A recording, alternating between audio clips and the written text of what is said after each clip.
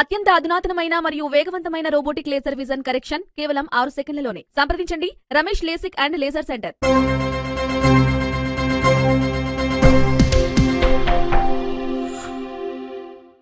నమస్తే, welcome to Vihari round up.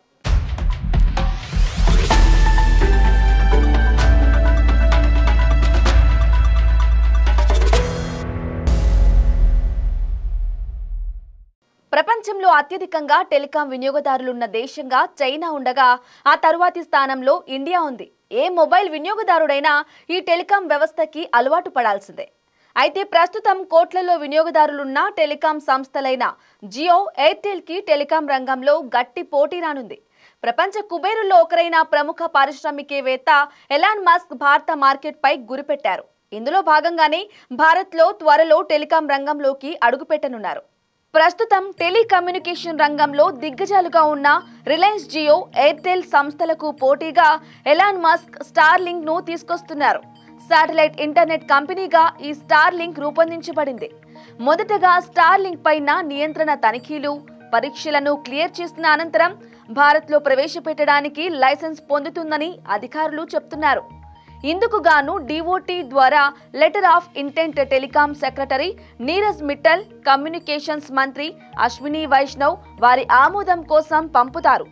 దీని తరువాత శాటిలైట్ కమ్యూనికేషన్స్ వింగ్ నుంచి స్టార్లింక్ ఆమోదం జారీ చేయబడుతోంది.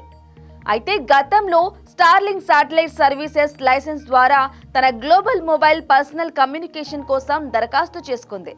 ఈ దరఖాస్తు ఆమోదం పొందితే వన్ వెబ్, రిలయన్స్ జియో తర్వాత ఈ లైసెన్స్ ను పొందిన భారతదేశంలో ఇది 3వ కంపెనీ అవుతోంది.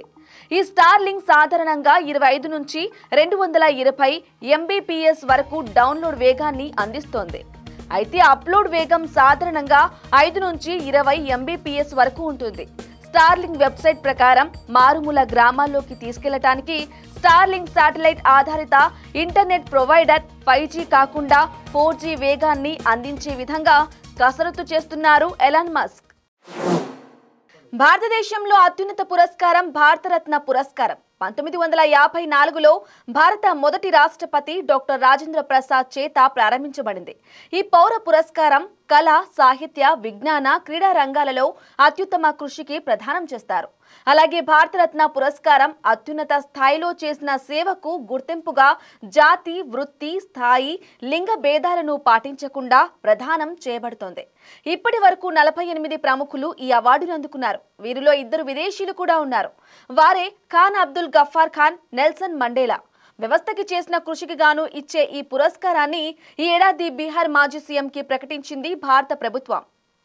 భారత స్వాతంత్ర సమర యోధుడు, జననాయక్, బీహార్ మాజీ ముఖ్యమంత్రి కర్పూరి ఠాగూర్ కు ఆయన శత జయంతి సందర్భంగా భారత ప్రభుత్వం అత్యున్నత పురస్కారమైన భారతరత్న ఇచ్చి గౌరవించింది. 1924లో జన్మించిన ఈయన 1988లో కన్నుమూశారు. జననేత, జననాయక్ గా ప్రసిద్ధిగాంచిన కర్పూరి ఠాగూర్ 2 పర్యాయాలు ముఖ్యమంత్రిగా డిసెంబర్ 1970 నుంచి జూన్ 1971 వరకు, డిసెంబర్ 1977 నుంచి ఏప్రిల్లో 1979 వరకు సేవలనందించారు. ఉపాధ్యాయుడిగా, ఉద్యమకారుడిగా, రాజకీయవేత్తగా సేవలందించిన వీరికి భారతరత్న ప్రకటిస్తున్నట్లు రాష్ట్రపతి భవన్ ప్రకటించింది. ఇదే విషయాన్ని ప్రధాని తన ఎక్స్లో జననాయక్, బీహార్ మాజీ ముఖ్యమంత్రి కర్పూరి ఠాగూర్ కు భారతరత్న పురస్కారం ప్రకటించినందుకు సంతోషిస్తున్నానంటూ పేర్కొన్నాడు.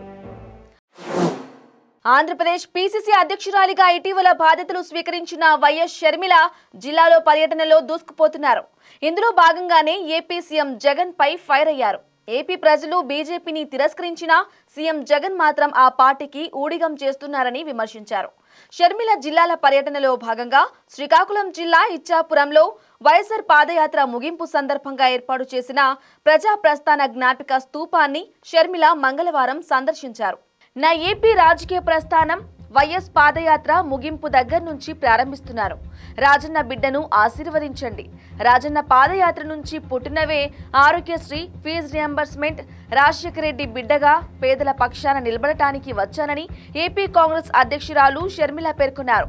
ప్రస్తుతం ఏపీలో పరిస్థితులు చాలా బాధాకరంగా ఉన్నాయన్నారు. కేంద్రంలోని బీజేపీ సర్కారు ప్రత్యేక హోదా ఇవ్వకపోయినా జగనన్న మాట్లాడడం లేదని ఎద్దేవా చేశారు. ప్రజలు ఒక్క బీజేపీ ఎమ్మెల్యేను గెలిపించకపోయినా రాష్ట్ర ప్రభుత్వంలోని ఎమ్మెల్యేలు, ముఖ్యమంత్రి బీజేపీకి బానిసలు అయిపోయారని దుయ్యబట్టారు. జగన్ ప్రతిపక్షంలో ఉన్నప్పుడు మెడలు వంచుతానన్నారు. మరి ప్రత్యేక హోదా ఏమైందో జగన్ సమాధానం చెప్పాలని డిమాండ్ చేశారు. రాజశేఖర్ రెడ్డి ఆఖరి కోరిక రాహుల్ గాంధీని ప్రధానిని చేయాలని, ఆయన ఆశయాలు నెరవేర్చాలని షర్మిల అన్నారు. ఇటీవలి అయోధ్యలో శ్రీరాముడి ప్రాణ ప్రతిష్ఠ వేడుక అంగరంగ వైభవంగా జరిగిన విషయం తెలిసిందే. దాదాపు 500 ఏళ్ల కాలం నాటి కళ సాకారమైంది. అయోధ్యతో పాటు దేశమంతా భక్తి పారవశ్యంలో మునిగిపోయింది. అయితే ఈ చారిత్రక వేడుకను వీక్షించేందుకు దేశవ్యాప్తంగా అతిరథ మహారథులు అయోధ్యకు తరలి వెళ్లారు. రాజకీయ, సినీ, వ్యాపార, క్రీడా రంగాలకు చెందిన ఎంతో మంది ప్రముఖులు ఇందులో పాల్గొన్నారు. ఈ అయోధ్య మహోత్సవానికి భారత స్టార్ క్రికెటర్లు సచిన్ టెండూల్కర్, మిథాలీ రాజ్, అనిల్ కుంబ్లే, రవీంద్ర జడేజా, వెంకటేష్ ప్రసాద్తో పాటు ఇతర క్రీడా ప్రముఖులు హాజరయ్యారు. Badminton national coach Gopichand, olympic సంఘం అధ్యక్షురాలు PT Usha, badminton star Saina Nehwal బాలరాముడిని దర్శించుకున్నారు. మరోవైపు ప్రాణ ప్రతిష్ఠ వేడుకకు ఆహ్వానం దక్కినప్పటికీ మహేంద్ర సింగ్ ధోని, రోహిత్ శర్మ, విరాట్ కోహ్లీ, రాహుల్ ద్రవిడ్, సునీల్ గవాస్కర్, కపిల్ దేవ్ వంటి ప్రముఖులు హాజరు కాలేదు. ఈ నేపథ్యంలో కొందరు నెటిజన్లు వీరి తీరుని తీవ్రంగా తప్పుపడుతున్నారు.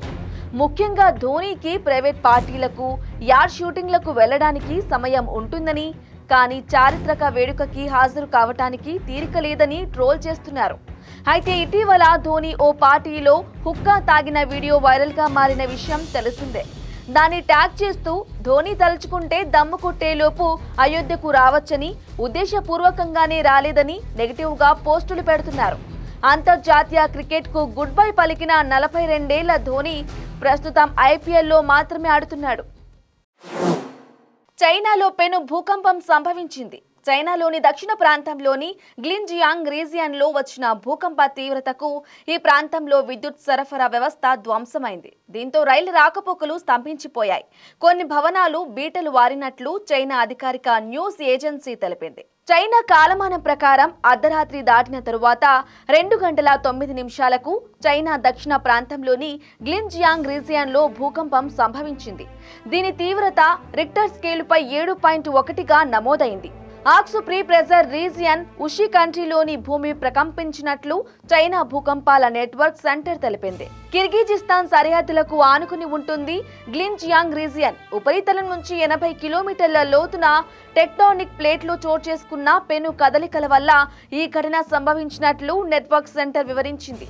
దీని తీవ్రతకు ఉషి కంట్రీలోని కొన్ని భవనాలు బీటలు వారినట్లు న్యూస్ ఏజెన్సీ తెలిపింది. భూమి ప్రకంపించిన వెంటనే స్థానికులు భయంతో రోడ్ల మీదికి పరుగులు తీశారు. ప్రధాన భూకంపం తరువాత స్వల్ప స్థాయిలో ప్రకంపనలు నమోదు కావటంతో ఇళ్లలోనికి వెళ్లటానికి భయపడ్డారు. గడ్డ కట్టించే చలిలో రోడ్ల మీదే జాగారం చేశారు. ఇది వాల్టి విహారీ రౌండప్. మరో విహారీ రౌండప్ తో మళ్ళీ కలుద్దాం. For more updates keep watching Vihari news.